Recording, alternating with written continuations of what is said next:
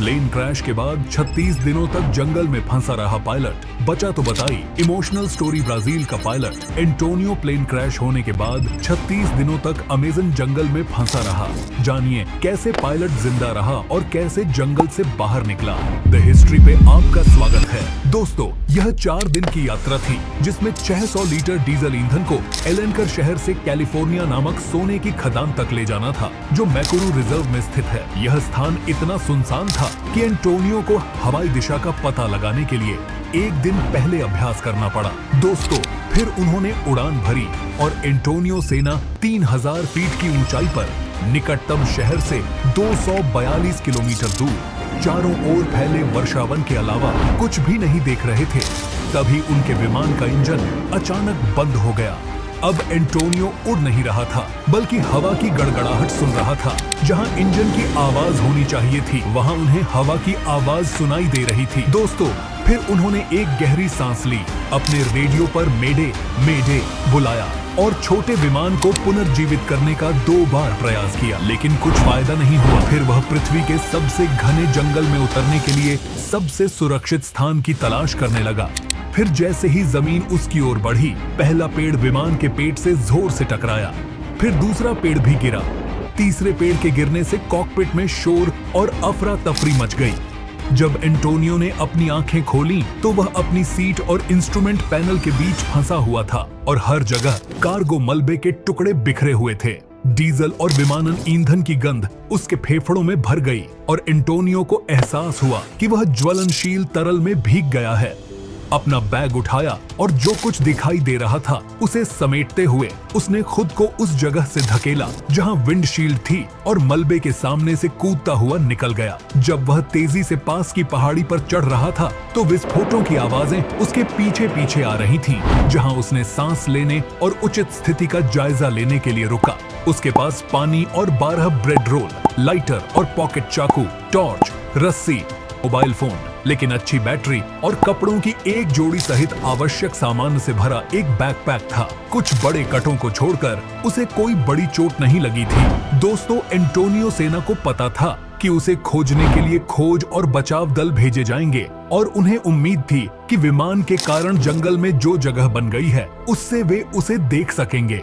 दोस्तों, कई बार उनके ऊपर से विमान उड़कर गए पर इन्हें देख नहीं सके। उन्हें पता था अमेजन के ऊपर से उड़ान भरने वाले विमान इतनी बार लापता हो जाते हैं कि लोग उनकी खोज को खेल की तरह देखते हैं। अगले दिन एंटोनियो जब जले हुए मलबे के पास लौटा तो उसने पाया कि वहां कोई उपयोगी वस्तु नहीं थी, लेकिन फिर भी उनमें बचाव की सबसे अच्छी संभावना थी। ऐसी जगह पर सूखी लकड़ी खोजने में घंटों लग गए, जहां 1 घंटे में 5 सेंटीमीटर तक बारिश हो सकती है। उसने प्रतिदिन एक रोटी का निवाला राशन में ले लिया। उसने अपने लाइटर को जीवन रेखा की तरह थामे रखा। पास की एक नदी तक पहुंचने के लिए उसे थोड़ी दूर चलना पड़ता था, क्योंकि वह कभी भी पानी के बहुत पास नहीं सोता था। उसे पता था कि मगरमच्छ और एनाकोंडा भी वहां अपना भोजन ढूंढते हुए घूमते हैं। रात में वह अपने आश्रय में दुबककर 1 या 2 घंटे सोता था। रात में होने वाले झटकों के कारण वह आवाज कम नहीं कर पाता था। एंटोनियो ने देखा कि उसके ऊपर आसमान की खिड़की छोटी होती जा रही थी, क्योंकि ताड़ के पेड़ कोमल और मुलायम अपनी सीधी स्थिति में वापस आ रहे थे। फिर उसने फैसला किया कि अब वो इस जगह को छोड़कर किसी दूसरे ठिकाने चले जाएंगे। 1 महीने तक भटकने के बाद एंटोनियो को मुश्किल से ही भोजन मिल पाया। उसका वजन 25 किलो कम हो गया था और उसकी ताकत खत्म होती जा रही थी। वह कई बार कोको के पास आया। उसे स्थानीय रूप से नंबू सोजू नामक पक्षी के बड़े नीले अंडे मिले। बंदरों को भी ऐसा करते देखकर वह नियमित रूप से ब्रू ब्रैंको पेड़ के गुलाबी छिलके वाले फल का आनंद लेता था, लेकिन यह सब उसे संतुष्ट करने के लिए पर्याप्त नहीं था। रात में उसके पेट में ऐंठन होने लगी और उसके हाथ पैरों में संवेदना कम होने लगी। अगर वह जमीन से कुछ उठाने के लिए रुकता तो उसकी दृष्टि धुंधली और धुंधली हो जाती। वह 36वें दिन जागा और उसने भगवान से कहा कि वह अब और नहीं चल सकता। वह हार मानने को तैयार था। एक छोटी सी नदी पार करते हुए, भीगते हुए, थके हुए और शिविर बनाने के लिए निर्धारित समय से पीछे उनकी नजर 70 मीटर दूर एक सफेद वस्तु पर पड़ी। यह एक ऐसा रंग था जो केवल पुरुषों द्वारा बनाया जाता है। जब वह उसके पास पहुंचा तो उसे अपनी धारणा पर संदेह हुआ। एंटोनियो धीरे धीरे आगे बढ़ रहा था, क्योंकि उसे अच्छी तरह पता था कि अमेज़न की इतनी गहराई में इंसान को देखना बहुत ही दुर्लभ है। अब उसने उन लोगों से बस इतना कहा, नमस्ते, शुभ दोपहर, मेरा नाम एंटोनियो है, मैं एक पायलट हूँ और मेरा विमान करीब 30 दिन पहले दुर्घटनाग्रस्त हो गया था।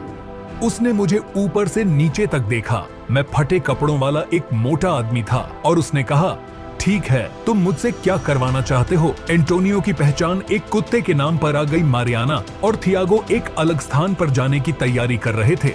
तभी उन्हें अपनी माँ का फोन आया, जिसमें उन्होंने बताया कि वह एक महिला के संपर्क में थी जिसने एंटोनियो को ढूंढा था। उसने नंबर दे दिया, लेकिन थियागो और मारियाना को निराशा हाथ लगी। उन्हें पहले भी इस तरह के कॉल आ चुके थे। लाइन के आखिर में एंटोनियो की आवाज धीमी सी आई। उसने कहा, गैंचो। पुर्तगाली में इसका मतलब होता है हुक, जैसे कैप्टन हुक। थियागो ने अपना फोन जमीन पर फेंक दिया और शहर के बीचों बीच चिल्लाने लगा। मारियाना ज्यादा संयमित थी। उसे तब तक यकीन नहीं हुआ जब तक कि वह उसे वास्तविक रूप में नहीं देख लेती।